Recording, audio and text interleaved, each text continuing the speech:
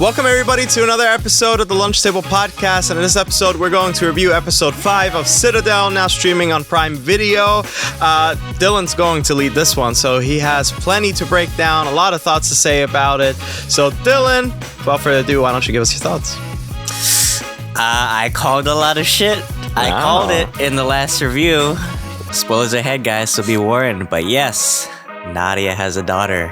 Ooh, finally. Wow. It was revealed, yeah. So a lot of dirty secrets, yeah. I still don't know who to trust in this series. It seems like everybody has like their own agenda. So starting off, we see, of course, like they rescue Carter and Carter still doesn't really trust Nadia. He still thinks she's working for Manticore. But as it turns out, she's been harboring this secret from Mason all this time. Apparently, she was pregnant. I still don't know how that worked out because she didn't look pregnant in some scenes, like in flashback scenes. I'm like, how the fuck did they hide this pregnancy for so long? But I guess if Padme could hide her pregnancy, I guess Nadia could. But yeah, so she has a daughter named Asha.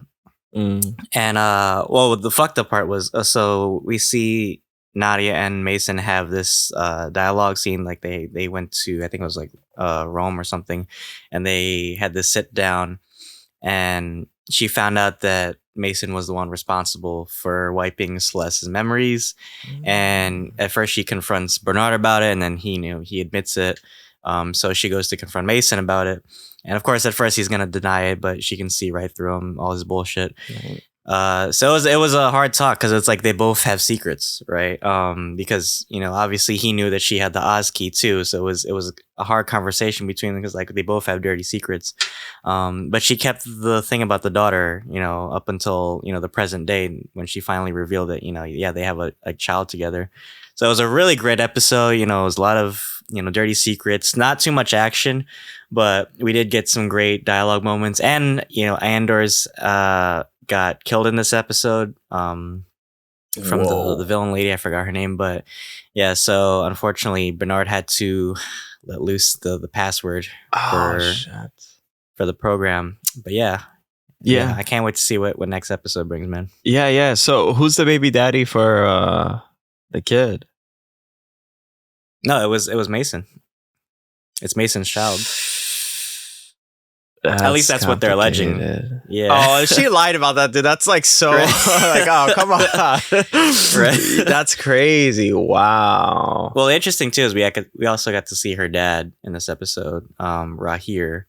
So he was the one that she contacted in the safe house through the computer. So her dad has been the one looking after her daughter this whole time. So I kind of saw it coming. I was like, she must have like a child or something. So yeah, and it's been 8 years. So she hasn't been in this child's life for all of her child's life, really. So it's interesting to see like, how they're going to, reunite because she doesn't really know her mother. It's a weird experience, like when you see somebody that's supposed to be important, but you never met them before. Yeah, what are your thoughts, man? No, that's really interesting, actually. That definitely threw a wrench in the fucking shithole that this complicated mess is. Right. Wow. So my thing is, too, what's going on with Abby? Because since Anders died and they have a child together, are they gonna like get into polyamory? Are they gonna like both be together? Is that like a thing that's gonna be like a one big topic? Like happy like Fast Furious family like at the I think that's what they're going for because there's a lot of spies and stuff, but you just need some cars instead of trains. But yeah, that's crazy. Wow. So does Abby? Yeah, we didn't see Abby in this episode. It was just like name drop. Okay, because Anders was gonna let Bernard go. And he was going to take her to her, but we don't even know if, Bernard was really telling the truth, if he really knows where she is either. Well, I mean, I guess so, because they were in the safe house, right? But then they got kidnapped by Manticore after he gave the passcode. Because now they said all they need is Mason to activate like these nukes or something, because I think he has like the kill switch. So now it's even more complicated because now like Abby and Mason have a kid, and Nadia and Mason have a kid also. So it's like this motherfucker's like breeding left and right. Yeah, shit. He's like busy. Nick Cannon, right?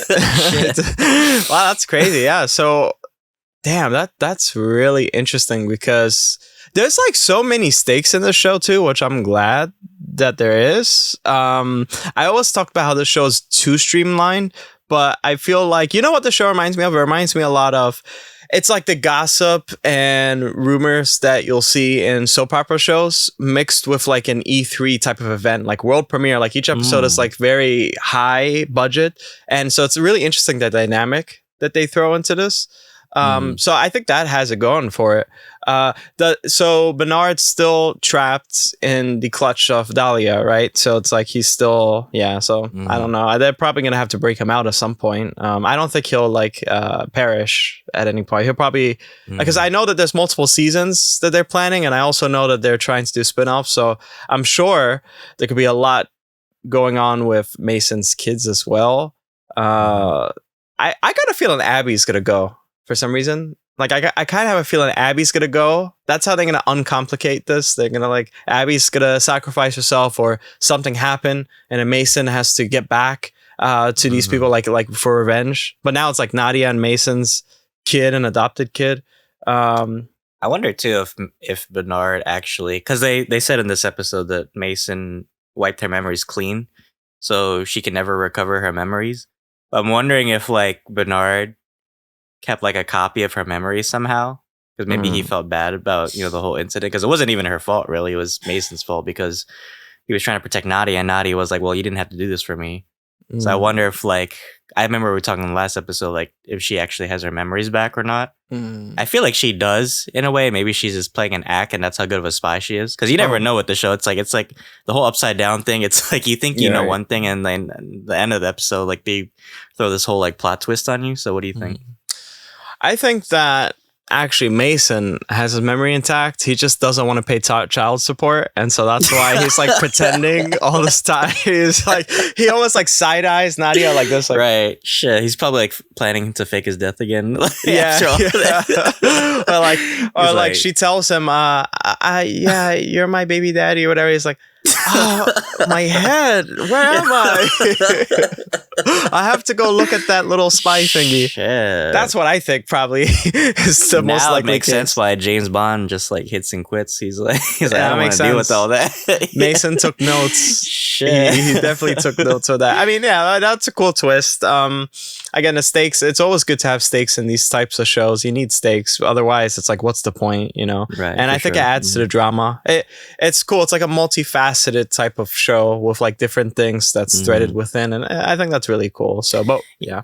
Yeah. And I just love like how they kind of explored their relationship more in this episode. So, it was revealed that Mason did propose to Nadia. Oh, wow. He said like, you're the only person that makes me feel like who I am.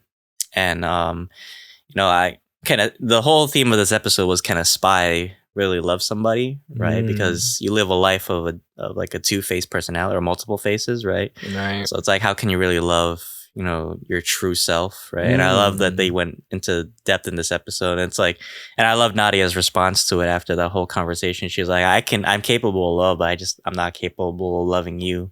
Because after all the things that you did to Celeste, it's like, how can I trust you, right? Especially if you're going to do all these terrible things just for me, right? I don't want to burden that guilt. I thought that was just a great exploration. That's cool. Although a little too late because you got pregnant by him. So why the fuck are you saying that now? Yeah, a little too late. But yeah, that's all those gadgets. They couldn't bring condoms. Like all that shit. Yeah, are you kidding me? You can wipe someone's memory. Well, no, actually, probably that's fake too. Bernard couldn't put like some contraceptives in their fucking like lipstick or something. Yeah, in their lipstick or something. Oh shit. That is really interesting though. Well, that's cool. That's pretty deep what she said about what Nadia felt and said. That's cool. That's interesting. I hope that they stay with that. I hope it doesn't become something where it's like, oh, we're a big budget and there's no like life to this kind of like one tone. I like that. It's multiple types of tones. It's a complicated love story. I think the whole spy thing is kind of like almost in the background, right? Because it's kind of like dealing with like relationships and like dealing with our past selves, right? It's like Mason, like he doesn't really know who he is, and he's kind of like rediscovering it. And it's kind of like this is almost like his second chance at rebuilding his life. Because if you notice, he's like a completely different person. Kyle Conroy is it's like Jason Bourne. It's like completely 180 personality, right? So it's like now he kind of has a chance to rebuild, his life in a way. Perhaps not be able to redeem himself, because once he finds out all the shit that he did to, like, Celeste, he's probably gonna be horrified. But at least it like gives him an opportunity to kind of build himself from the ground up in a way. I don't know about Nadia, because now she remembers all the shit that she did. So it's like, how do you go back from that? Unless Nadia goes, which I doubt it, because Nadia is a big name. Unless she something happens to her, I doubt it or something. I got a feeling the show's gonna end on a cliffhanger. Like something where it's like, ooh, okay, Well, again, somebody's probably gonna like, how do you defend your child too that you haven't seen in a while? Like, what if they get to her? I don't know. It's really cool. It's really cool how they spun this web. Unless it's like a River Song thing where it's like Manticore takes her daughter and like weaponizes her, and maybe they kind of like use her against her daughter, or use her daughter against her. Like, wait, how old is her daughter? Her daughter's like 8. Oh. But, when they're young, you can instill a lot of, propaganda early. Like, oh, your mom was this, and this. Like she abandoned you. Like they could lie and make up some story, right? Oh, okay. Yeah. Or they could like slip a pipe bomb in her like pockets. Like, hey, we'll hug you. Like something nasty like that. I don't know. Right. Yeah. Okay. Well, what would you rate this episode? A great episode for me. Overall, probably give it an 8 out of 10. Cool. Yeah. All right. Well, everybody, you heard it here. Mason and Nadia, they formed a covenant. By the way, check out our covenant review, because that was really cool. But Dylan, why don't you take us away? Yeah, guys, check out all our videos out. We're so busy this month. We have a lot of more content planned. But yeah, check out all our reviews, all our discussions. We can't do this without you guys, so we just want to thank you for all your support that you've been helping with the channel recently. Check us out wherever you listen to your podcasts, of course, Spotify, Anchor, and Apple Podcasts, as well as YouTube. And check out our Instagram as well. But yeah, thank you guys so much, and until then, thanks for having lunch with us. See you guys.